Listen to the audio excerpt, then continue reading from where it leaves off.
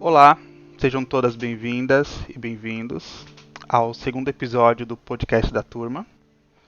Hoje teremos um apanhado de conceitos de psicologia social. Eu me chamo Ezequiel Freitas, vou tratar com vocês os conceitos de Goffman e de exclusão. Eu sou Márcia Harumi e eu vou trazer para vocês a reforma psiquiátrica, a luta antimanicomial e o RAPS. Olá pessoal, espero que estejam bem. Eu sou o Rodrigo, vou trazer para vocês o Sistema Único de Assistência Social, o SUAS. Perfeito. E novamente aquele disclaimer que este podcast é produzido por estudantes da graduação em psicologia, a priori para também estudantes. Todo o conteúdo abordado parte do entendimento desses estudantes, das aulas que foram ministradas, dos conteúdos à parte que eles buscaram, mas sobretudo da compreensão deles. Então, se você durante a audição percebeu alguma coisa que você compreendeu diferente ou que faltou algo, você pode entrar em contato conosco pelo Instagram, que vai estar na postagem. Sem mais delongas, vamos aos conteúdos.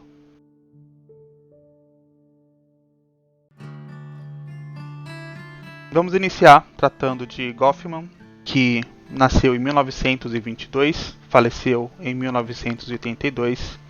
Ele foi um cientista social, antropólogo, sociólogo e escritor canadense, considerado o sociólogo norte-americano mais influente do século XX.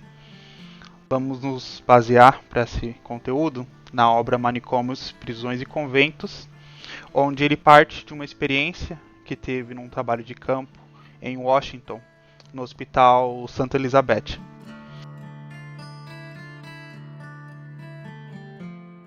Ele desenvolve, a partir dessa análise, o conceito de instituição total e aponta desde o início desse trabalho que o objetivo dele é chegar a uma versão sociológica da estrutura do eu.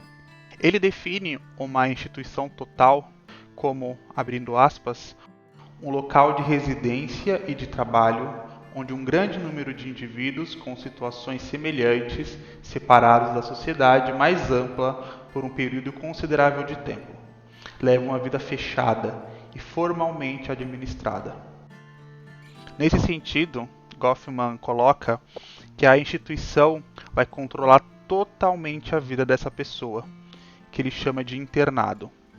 Então, uma pessoa que está numa instituição total, ela é uma pessoa internada. Ao relacionar essas situações de institucionalização com o isolamento das pessoas presentes, onde toda a vida dessa pessoa acontece lá e somente lá. Então, a pessoa que ela é internada, ela só vai conviver com internados e com os profissionais que atuam nessa instituição. O autor trata a exclusão dessas pessoas do modo amplo, não apenas fisicamente, porque estar internado não é somente estar dentro daquelas paredes, mas também uma internação mental dessa pessoa, deste institucionalizado. Esses excluídos são retirados da sociedade de modo completo e tornam-se párias, indesejados nos espaços culturais, nos espaços religiosos, nos espaços de trabalho.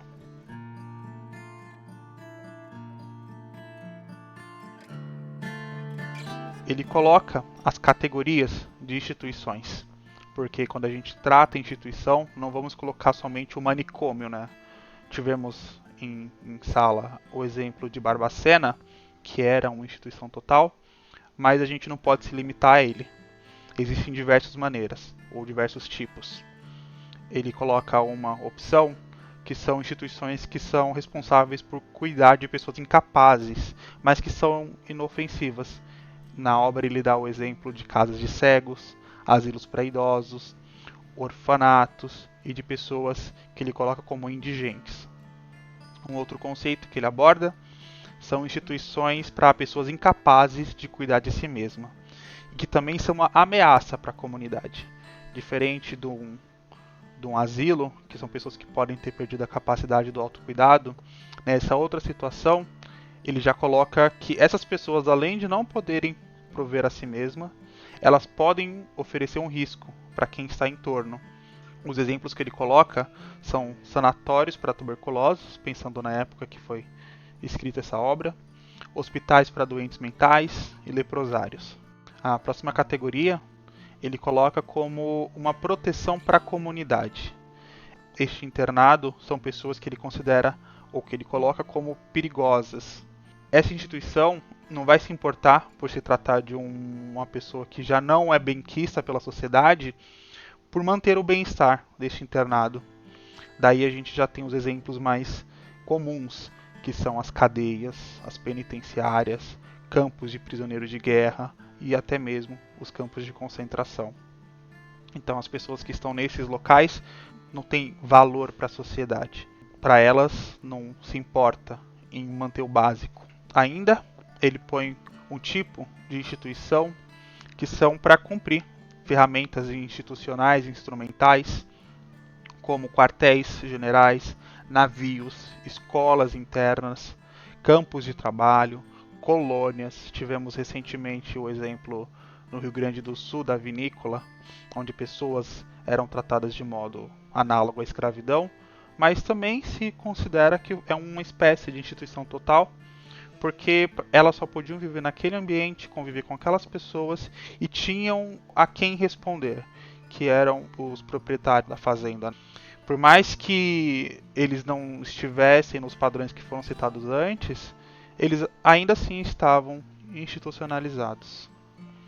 Por último, ele coloca locais que se servem como refúgios para o mundo.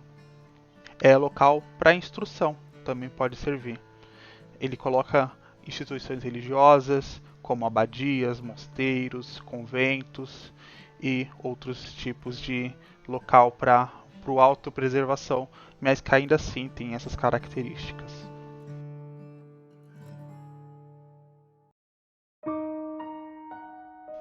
A pessoa que entra nesse tipo de instituição, nosso foco será, sobretudo, penitenciárias e manicômios, apesar de eu ter dado outros exemplos, mas para que a gente consiga entender os conceitos de exclusão e, posteriormente, a questão da reforma manicomial, vamos focar nesses dois modelos, sobretudo os manicômios.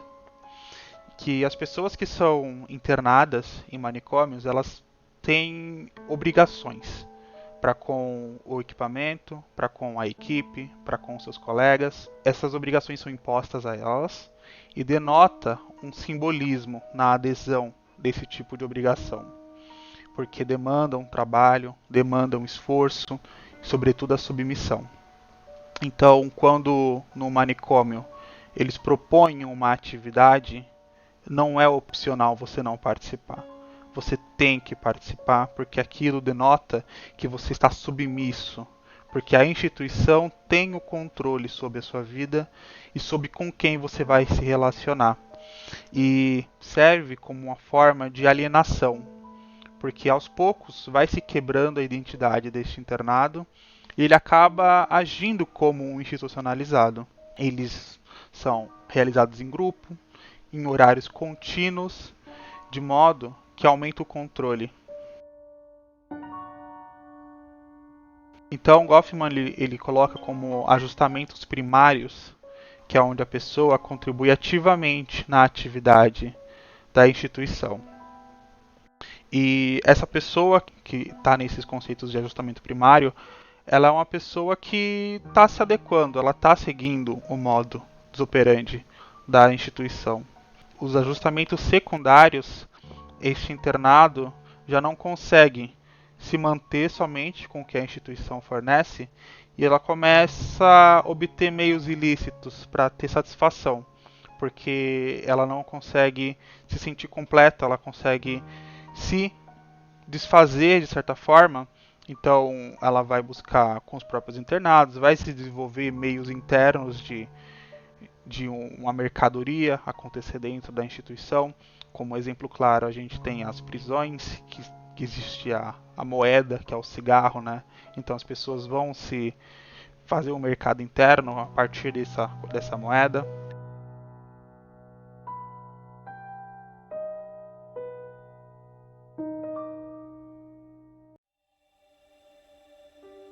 Neste ponto, Goffman chama atenção na hierarquização da instituição, onde os profissionais que atuam, eles têm um papel de reforçar o estigma dos internados, porque esses internados são vistos pelos dirigentes como pessoas dignas de pena ou nem mesmo merecem pena. Então, quando uma pessoa, num exemplo de uma prisão, num exemplo de um manicômio, ela chega nessa instituição, os profissionais vão ter este papel de reforçar, ou tinham, né, nos modelos que Goffman coloca, de reforçar o porquê aquela pessoa está ali, do porquê aquela pessoa foi retirada, e coloca neste internado um sentimento de potencialização dos motivos que foram atribuídos a ele. Então, o contato entre eles só é estabelecido na relação de hierarquia, sem permissão do conhecimento profundo de um sobre o outro. E isso é a manutenção do estigma. O internado, quando vê o dirigente ou profissional que atua, não sabe quem é a família desse dirigente, não sabe como se estabelece as relações desse dirigente, ele só o conhece como o carcereiro, como cuidador, porque isso faz parte de um processo de desumanização dessas duas pessoas, tanto do internado quanto do profissional.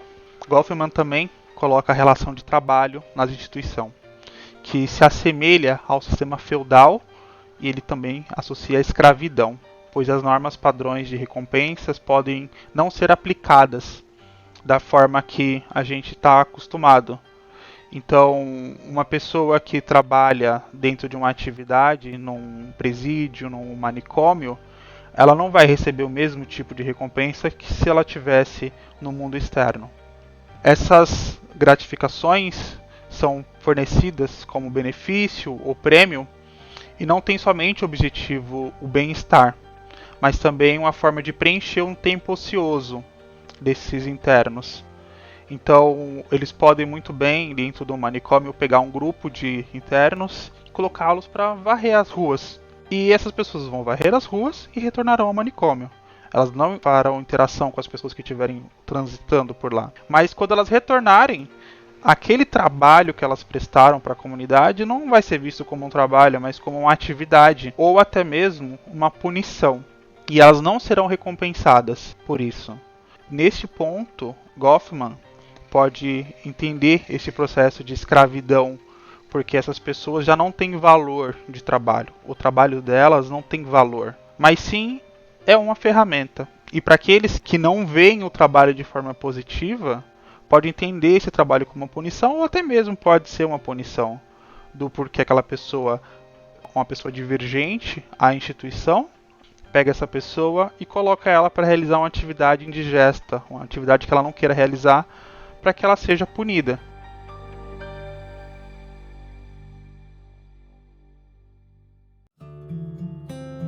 Dentro desses conceitos, Goffman traz a identidade. Ele usa o termo carreira moral para dizer como que é feito a desconstrução da identidade dessa pessoa. O recém-ingresso, que recém chega na instituição, ela tem o cotidiano totalmente abalado. Novamente, exemplos, uma pessoa que entra no sistema penitenciário, ela estava acostumada a, por qualquer motivo que tenha sido a prisão dela, a acordar um determinado horário, a realizar uma determinada atividade pela manhã, à tarde outra, à noite outra. E isso tudo tinha um caráter de identidade para ela. O próprio café da manhã, se porventura ela tivesse esse hábito, faz parte da cultura e da construção de identidade dela. Porque ela realizava conforme o bem-querer. Porém, ao entrar numa instituição, tudo isso é quebrado. Porque essa pessoa não tem mais o poder de definir o que vai fazer. Tudo é controlado pela instituição. Então ela se defronta a um novo mundo que é exposto e precisa usar a experiência que ela tem de vida para lidar com essas novas situações. Porém, o modo de ação das instituições totais impossibilitam a identidade. Agora, em seu cotidiano, terão situações de humilhação, rebaixamentos, degradação da identidade dessa pessoa, que é útil, pois destrói essas pessoas que são divergentes. Então, voltando ao exemplo do trabalho, se tem uma pessoa que ela tinha uma identidade muito forte, ela sabia muito bem quem era, então ela não aceita fazer um trabalho de varrer rua, ou ela não aceita ficar cozinhando no sol por horas para preencher um tempo ocioso que eles tinham, essa pessoa vai se comportar mal. Daí, os dirigentes, os profissionais vão usar esses meios de humilhação, porque essa pessoa já não tem mais poder de definir qual é a próxima ação que ela vai ter. Então, aos poucos, vai se destruindo a identidade dessa pessoa, de modo que ela vai se adequar, ela vai se podar, ela vai ser lapidada ao modelo da instituição.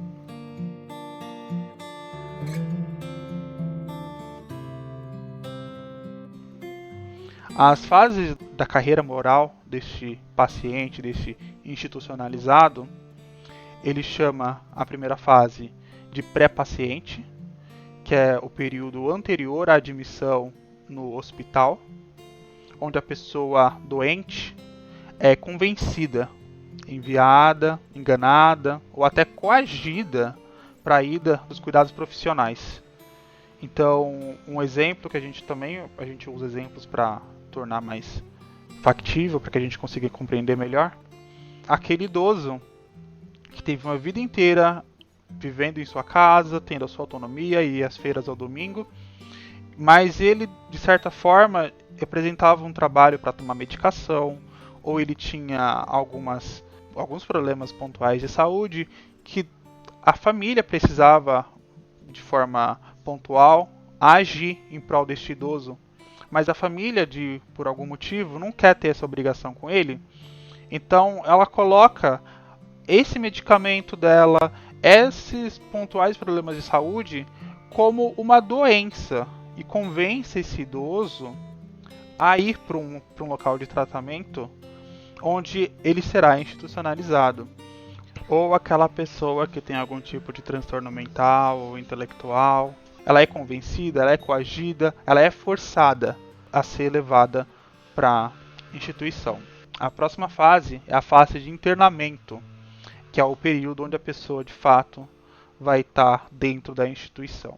A última fase é a fase de ex-doente, que é posterior à alta. Então essa pessoa que foi internada, foi convencida, foi coagida, passou pelos processos da mortificação dessa identidade. Quando ela sai, ela retorna para o mundo. E aí, Goffman vai tratar os processos da mortificação do eu.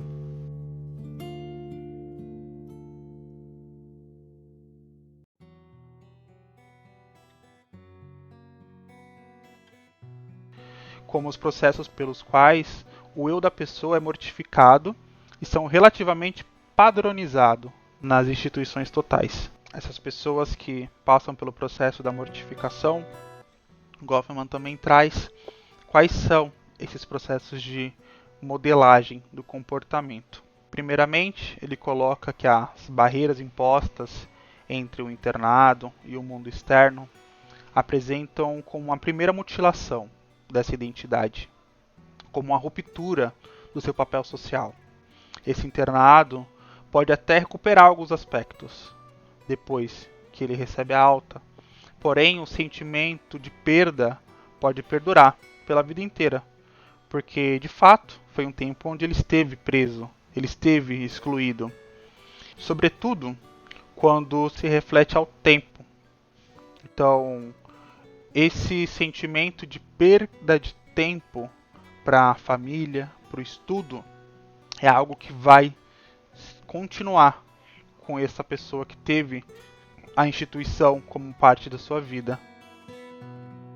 Os processos da admissão dessa pessoa na instituição total é outro ponto, com a preparação de um prontuário, de uma pasta, de um arquivo, que essa pessoa recém-inserida é tratada de modo abstrato. Ela é tratada como um objeto, onde dele são retirados e inseridos de tudo. Então tem o processo de arquivamento, de papelada. Retira-se da identidade dele, retira-se a roupa, retira-se acessórios, retiram-se adereços e inserem-se uniformes, inserem-se rotinas.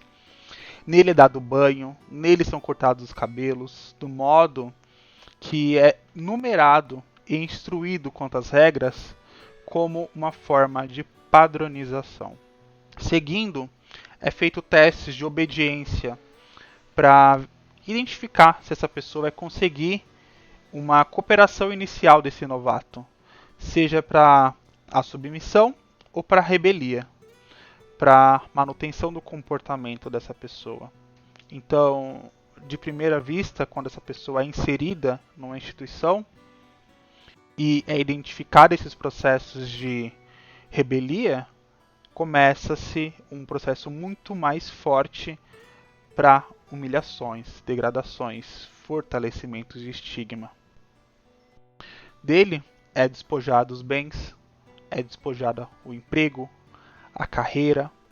Ingressar na instituição total não significa apenas uma brusca mudança de status social, mas também pode implicar a perca da propriedade, que é um fato importante, porque as pessoas costumam ter as coisas como extensão de si mesmas, seja o próprio nome do indivíduo, e a sua perda é uma grande mutilação.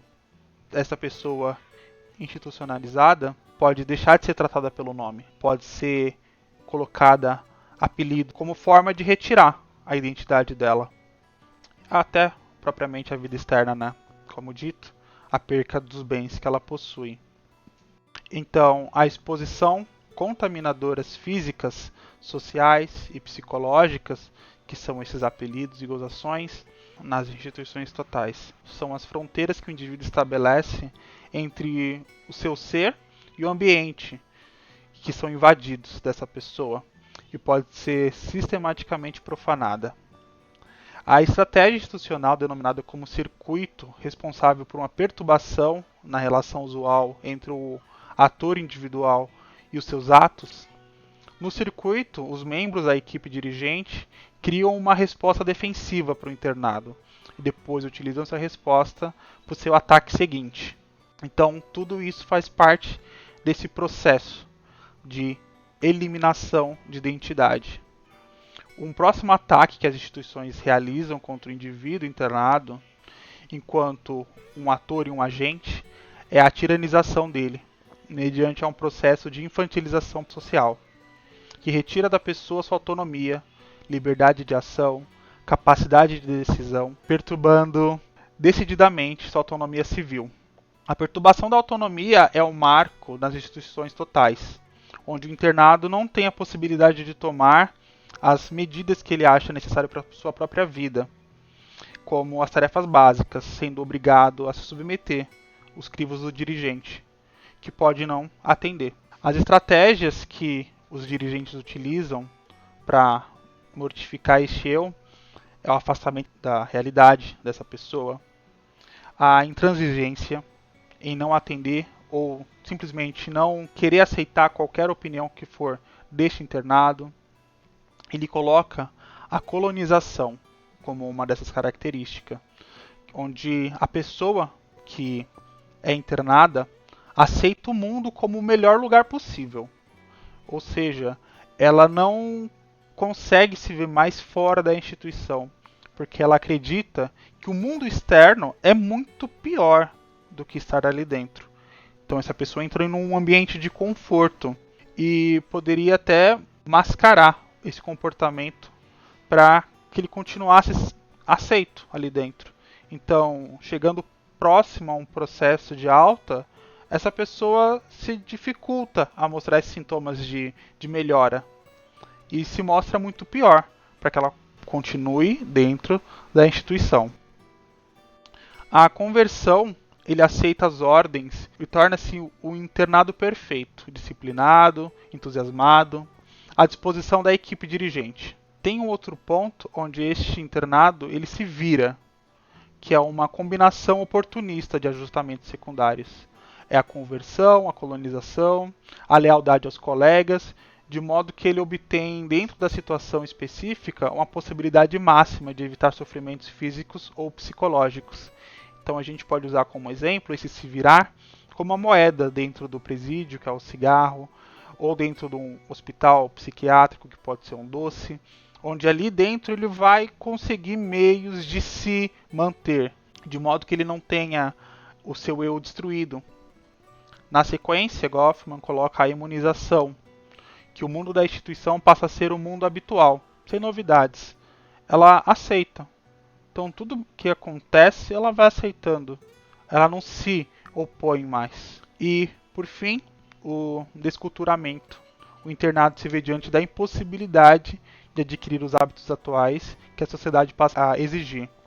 Entra com a colonização, que essa pessoa ela passa no processo de colonização e por fim ela é desaculturada, porque ela passou tanto tempo ali dentro dessa instituição que o mundo fora de lá não é um mundo que faz sentido para ela, não é um mundo onde ela vai se adaptar, ela não se vê mais capaz de se adaptar.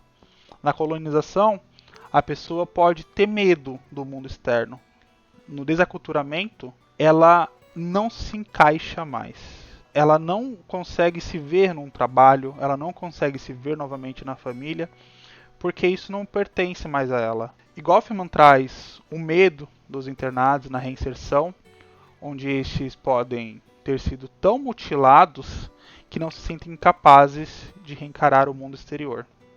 Dependendo do estabelecimento onde este internado estava, essa marca pode causar um certo orgulho. Por exemplo, uma pessoa que estudou numa escola de elite, lembrando os modelos de instituição que a gente tem, ele ser um institucionalizado de uma escola militar, para ele é algo positivo, ou ele pode encarar como algo positivo, porque para ele serve como status. Ou, do contrário, pode servir como um estigma.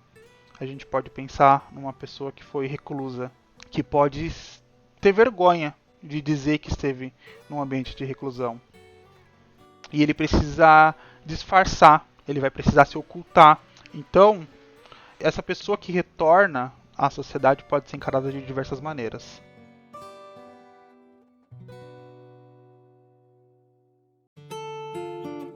Continuando, vamos abordar os conceitos que Mariângela Belfiore Vanderlei traz no texto Artimanhas da Exclusão e tratar 4 destes conceitos. Primeiro, ela traz o conceito de Palgan, de desqualificação, que usa a pobreza como um fator. O emprego é um caráter fundamental e o trabalho. Então, a precarização na relação de trabalho é algo que reforça esse processo. Palgan traz a nova pobreza como uma maneira de excluir, porque pegando os sistemas feudais, os modos de trabalho anteriormente, cria-se um novo tipo de trabalho. Palgan coloca o trabalho vivo, que é o trabalho do ser humano realizando, substituído pelo trabalho morto. Então, economicamente, essas pessoas que foram substituídas, elas são desnecessárias. Palgan coloca essas pessoas que são desinseridas nesses processos de trabalho, que são desqualificadas, que elas passam por uma trajetória, que é, primeiro, a identidade e a territorialidade dessa pessoa, seguindo pela fragilidade. E daí torna-se o que Palgan versa, que é necessária a criação de políticas públicas para trazer coesão, porque essa pessoa entra num processo de fragilidade, entra num processo de dependência e, por fim, a ruptura. Então, o processo de um excluído, voltando ao tema anterior, que estava tanto tempo preso dentro de um sistema, dentro de uma instituição, ela perde e reforça-se esse sentimento de perda, e quando ela retorna à sociedade, ela percebe que o mundo onde ela foi retirada é muito diferente ao mundo que ela foi reinserida. Ela perdeu muito tempo dentro, ela perdeu seu valor de mercado. Então essa pessoa entra nesse sentimento de desqualificação. Daí a gente já engancha com o próximo termo, que é a desinserção. Daí entra-se um processo muito mais potente. O processo de desinserção de Gaulejar e Leonetti, eles questionam a própria existência enquanto indivíduos sociais. Então, retornando aos excluídos, essas pessoas que ficaram muito tempo presas em uma instituição, quando elas retornam, elas não se sentem mais seres humanos. Elas podem não se sentir mais seres humanos. A gente também pode usar exemplos de pessoas em situação de rua, que ela passa por tanta degradação que tudo isso é retirado dela. Então, a desinserção não usa a pobreza como algo fundamental, mas o emprego é importante por fortalecimento dessa identidade. Então, a perda da capacidade de se integrar no mercado de trabalho reforça esse sentimento e esse modo de desinserção. A desafiliação, que Robert Castell propõe, coloca o vínculo social como algo fundamental. Então, uma pessoa que tem o seu vínculo rompido, ela já está num processo de desafiliação. Ela perde o pertencimento e as estruturas para essa pessoa têm um sentido e significado, que é o reforçamento do seio familiar. Por fim, o brasileiro Cristóvão Buarque, que também é abordado por Mariângela Belfiore e Vanderlei, traz o processo de apartação social, que vem desde os processos na África do Sul do Apartheid, onde a burguesia tomam as terras, a burguesia criam formas de separar. A gente pode usar as políticas de colonização norte-americanas também como uma forma de apartação, de divisão, de cisão da sociedade, que coloca a intolerância social como um meio desumanizador e torna o outro a parte da sociedade que não é igual. Então, no processo de apartação social, criam-se castas, criam-se categorias, criam-se sociedades que uma é em detrimento da outra e não há uma unificação.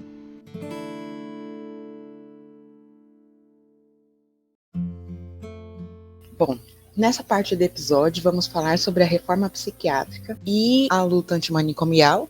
Para dar início, vamos apontar alguns filmes que provavelmente você já deve ter assistido, e se por um acaso você não assistiu, fica a dica.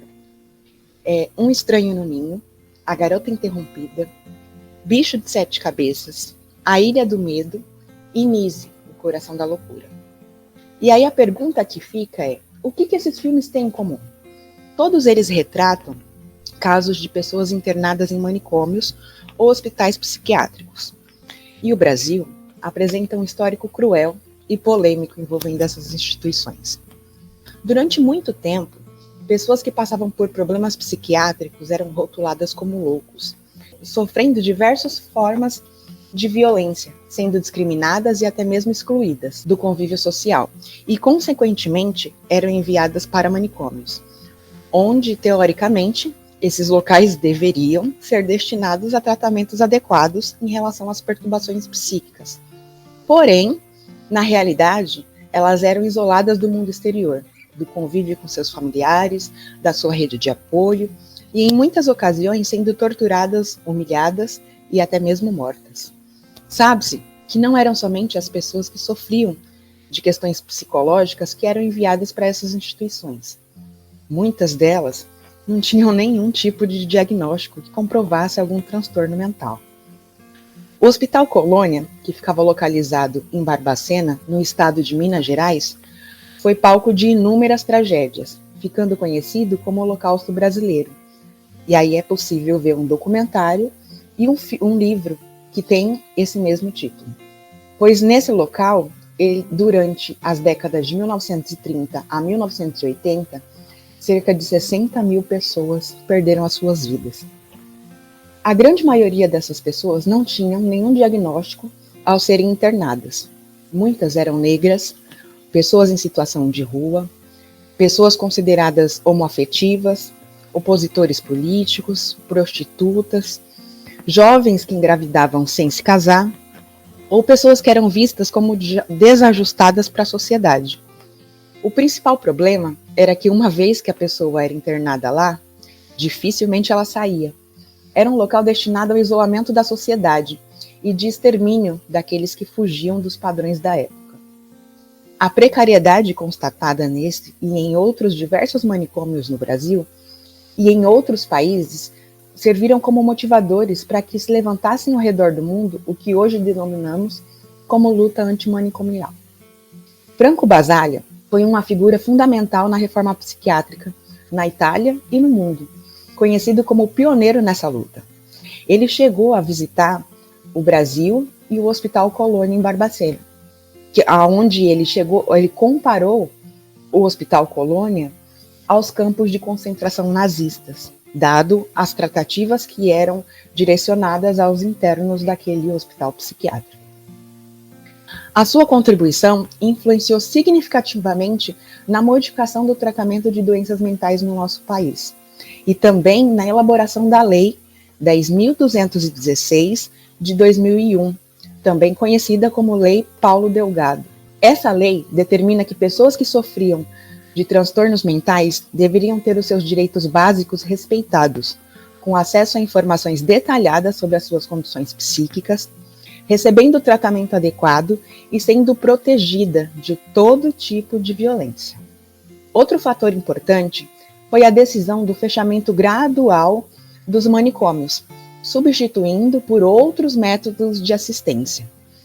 Contrariando a lógica manicomial de segregação, isolamento e coisificação do ser humano que era empregada nessa dinâmica dos hospitais psiquiátricos, a luta antimanicomial prioriza que os direitos dos indivíduos devem ser respeitados, assim como seus relacionamentos fortalecidos, utilizando-se da internação como último recurso, e com tempo limitado, e objetivando a reinserção social dessa pessoa. Para substituir os manicômios, foi implementada a RAPS, Rede de Apoio Psicossocial, em todo o território nacional.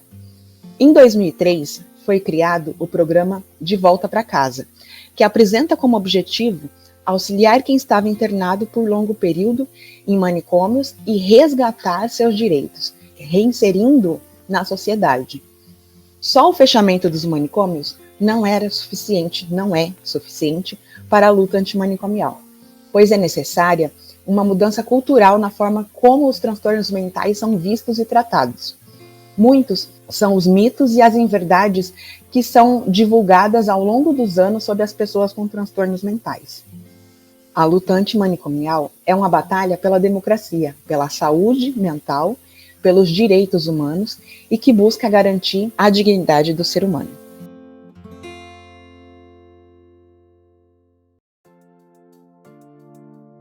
Agora vamos falar sobre o SUAS, Sistema Único de Assistência Social. O que é assistência social?